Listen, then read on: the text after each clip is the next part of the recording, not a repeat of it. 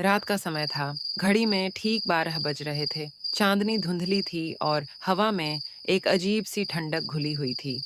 पुराने जंगल के बीच से होकर निकलने वाली रेलवे लाइन पर एक छोटा सा स्टेशन था, शिवपुर जंक्शन। यह स्टेशन अब लगभग सुनसान पड़ा रहता था। पिछले 10 सालों से इस स्टेशन को भूटिया स्टेशन कहा जाने लगा था।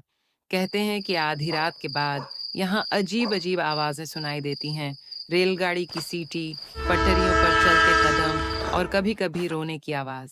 लेकिन सच्चाई कोई नहीं जानता था। अजय, एक कॉलेज स्टूडेंट, रोमांच और रहस्यों का दीवाना था। उसने अपने दोस्तों से इस स्टेशन की कहानियां सुनी थीं। किसी ने कहा था कि यहाँ भूत दिखाई देता है, किसी ने दावा किया था कि स्टेशन मास्टर की आत्मा आज भी ड्यूटी करती है। अजय ने तय किया कि वो सच्चाई जरूर पता करेगा। अगर डरना ही है तो क्यों ना डर का सामना किया जाए, उसने मन ही मन सोचा। उसने एक रात अपने कैमरे, टॉर्च और नोटबुक के साथ स्टेशन पर जाने की तैयारी की। रात लगभग 11 बजे अजय स्टेशन पहुंचा। वहां चारों तरफ सन्नाटा पसरा था। प्लेटफॉर्म पर टूटी-फूटी लकड़ी की बेंच, जंग लगी लोहे की छतरी और दीवारों पर उड़ते चमगादड़। हवा इतनी ठंडी थी कि जैसे किसी ने बर्फ का झोंका छोड़ दिया हो। अजय ने प्लेटफॉर्म पर कदम रखा और धीरे-धीरे टॉर्च जलाकर चारों ओर देखा। अचानक उसे ऐसा लगा जैसे सामने लगे पुराने टिकट खिड़की के पीछे कोई खड़ा हो। उसने टॉर्च डाली तो कुछ नहीं था। उसके दिल की धड़कन तेज हो गई। अजय ने नोटबुक निकाली और लिखना शुरू किया।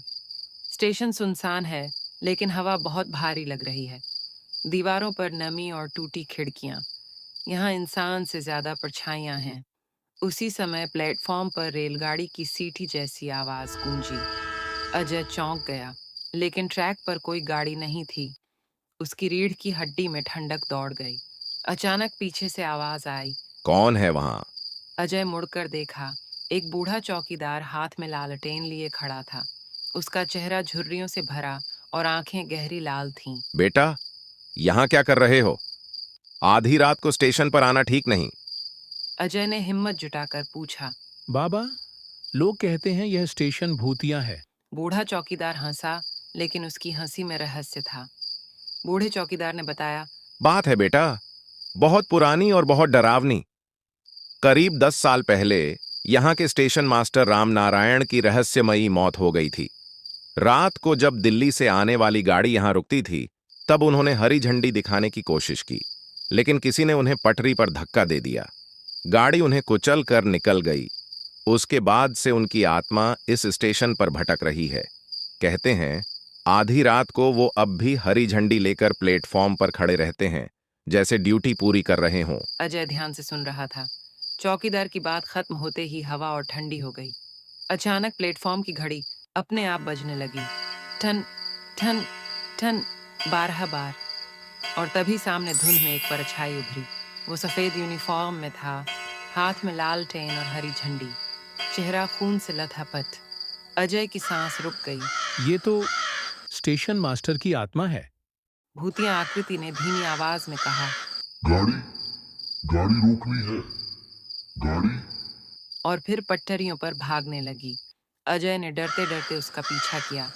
पटरियों पर अंधेरा था, लेकिन ऐसा लग रहा था जैसे वहां अभी अभी रेलगाड़ी गुजरी हो। पटरियां गर्म और कंपन से भरी हुई। अजय का कैमरा अपने आप रिकॉर्ड करने लगा। अजय ने साहस करके भूत से पूछा। असल बात क्या है? भूत अचानक रुक गया।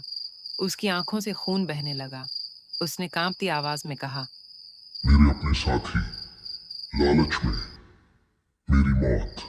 अजय ने नोटबुक में सब लिखा। अब उसे समझ आ गया कि ये कोई साधारण हादसा नहीं था, बल्कि साजिश थी। अजय ने अगले दिन गांव के बुजुर्गों से बात की। पता चला कि उस समय स्टेशन पर दो कर्मचारी और थे, गोपाल और हरि। दोनों को स्टेशन मास्टर की पोस्ट चाहिए थी। इसी लालच में उन्होंने रामनारायण को धक्का दे दिया।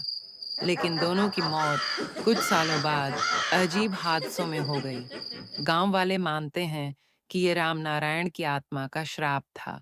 अजय ने तय किया कि वो इस आत्मा को शांति दिलाएगा।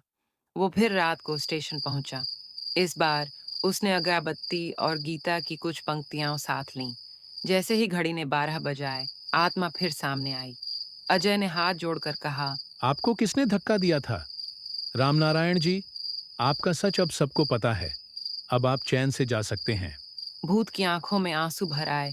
उसने हरी झंडी उठाकर आखिरी बार लहराई और धीरे धीरे धुंध में गायब हो गया।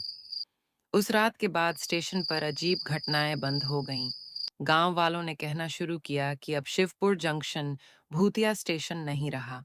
लेकिन अजय के कैमरे में दर्ज वो वीडियो अब भी मौजूद था, जिसमें रामनारायण की आत्मा साफ दिखाई देती थी। अजय ने वो वीडियो अपनी डायरी के साथ सुरक्षित रख लिया, ताकि लोग जान सकें कि डर के पीछे भी कोई ना कोई सच छिपा होता है। निष्कर्ष, यह कहानी हमें यह सिखाती है कि हर डरावनी जगह के पीछे कोई छिपा हुआ सच होता है।